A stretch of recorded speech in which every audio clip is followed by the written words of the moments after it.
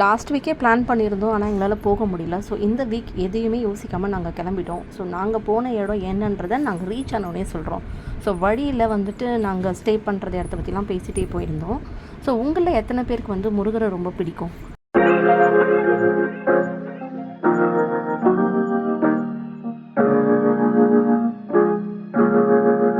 இந்த கேள்வியோடவே நான் இந்த வீடியோவை ஆரம்பிக்கிறேன்.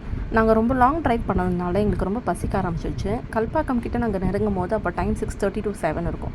ஸோ அப்போவே வந்து லைட்டாக தான் சாப்பிட்லான்னு நினச்சோம். பட் உள்ளே போனோடனே பார்த்தா நிறைய டிஃப்ரெண்ட் இல்லை, யூஸ்வலாக சாப்பிட்றது தான். பட் ஆனால் நான் எதிர்பார்த்து போனதை விட அங்கே கிடச்சதை வந்து நல்லாவே நான் சாப்பிட்டுட்டேன்.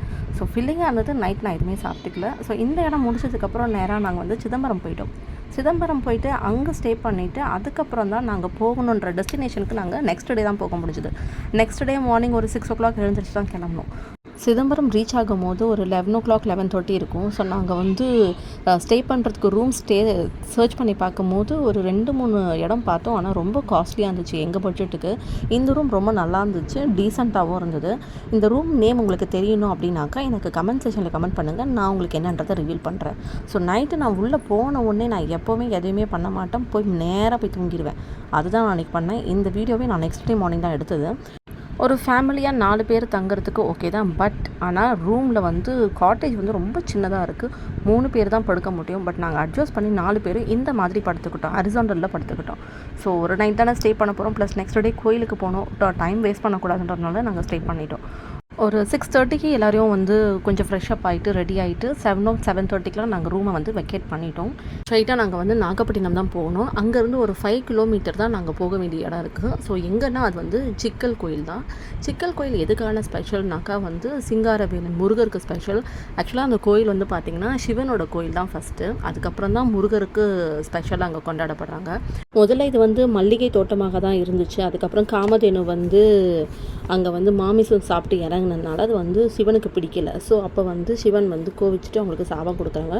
அதுக்கப்புறம் அந்த காமதேனு வந்து குளத்தில் நீராடி அதுக்கப்புறம் அந்த குளம் வந்து பார்க்குளமாக ஆகிடுச்சு. ஸோ அதுக்கப்புறம் அதுலேருந்து வெண்ணெய் எடுக்கப்பட்டு தான் சிவனுக்கு வந்து சிவனையே உருவாக்கினாங்க அந்த கோயிலில். அதனால தான் அது சிவன் கோயிலாக முதல்ல வந்தது. எனக்கு தெரிஞ்சது அதெல்லாம் இப்போலாம் ரீசெண்டாக தான் அதெல்லாம் தெரியும். திருச்செந்தூரில் தான் சூரசம்ஹாரம் வந்து கொண்டாடுறாங்க. ரீசெண்டான ஒரு 5-6 இயர்ஸ் பேக் அப்போ தான் தெரியும். ஸோ அப்போ தான் அங்கே தான் வந்து கொண்டாடுறாங்க அப்படின்னு தெரிய வந்துச்சு. ஆனால் அதுக்கு முன்னாடி இது வந்து ஆரம்பமே எங்கன்னா இந்த கோயில் தான். இந்த கோயிலில் தான் முருகர் வந்து வேல் வாங்கிட்டு போகினாங்க. அதுக்கப்புறம் தான் பார்வதி அம்மா கிட்டேருந்து வேல் வாங்கிட்டு போயிட்டு அதுக்கப்புறம் தான் வந்து அவங்க சூரசம்ஹாரம் பண்ணாங்க அப்படின்னு சொல்லிட்டு ஒரு வரலாறு இருக்குது. இது எப்போ வந்து அந்த சூரசம்ஹார நிகழ்ச்சி நடக்கும் போதோ அப்போல்லாம் வந்து இவங்க வந்து அந்த தாய்கிட்டேருந்து வேலை வாங்கி முருகர்கிட்ட வைப்பாங்க. அப்போ அந்த முருகரோட சன்னதியில் என்ன ஆகும்னா அவருடைய முகத்தில் வேர்வை வடிஞ்ச மாதிரி வருமா. அது எதனாலனா அவ்வளோ ஒரு வந்து ப்ரெஷரில் இருப்பாராம் முருகர். ஏன்னா வந்து சம்ஹாரம் பண்ணுறதுனால அவருக்கு வந்து அவ்வளோ ப்ரெஷர் இருக்கும், அதனால அவருக்கு வந்து ஸ்வெட் ஆகுது அப்படி சொல்லிட்டு சொல்கிறாங்க. இவ்வளோ தான் எனக்கு தெரிஞ்ச வரலாறு. ஸோ யூடியூப் சர்ச் பண்ணியும் விக்கிபீடியாவில் தான் நான் இதை படித்து கேட்டுக்கிட்டேன். ஆனால் இதுக்கெல்லாம் முன்னாடி வந்து எனக்கு எங்கள் அண்ணா தான் சொன்னாங்க, எங்கள் ஹஸ்பண்டோடைய ஃப்ரெண்டு. அவர் தான் எங்களை இதுக்கு முதல்ல கூட்டிகிட்டு போனாங்க. நாங்கள் அப்போ வந்து வேறு எங்கேயோ கொடைக்கானல் ட்ரிப் அந்த மாதிரி போயிட்டு ரிட்டன் வரும்போது தான் இந்த கோயிலெலாம் பார்த்துட்டு வந்தோம். ஸோ அப்போ வரும்போது சொன்னாங்க இந்த மாதிரி இங்கே வந்து முருகர் வந்து இங்கே தான்ப்பா வேல் வாங்கிட்டு சூரசம்ஹாரம் பண்ணாங்க அப்படி சொல்லிட்டு இருந்தார்.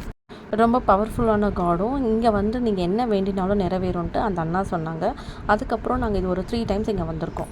இந்த கோயில் முடிச்சதுக்கப்புறம் இதுக்கப்புறம் நாங்கள் ஒரு 2 கோயில் போகணும். அது என்னென்ன கோயிலுன்றதை நான் அடுத்த வீடியோவில் போடுறேன், அதையும் பாருங்கள்.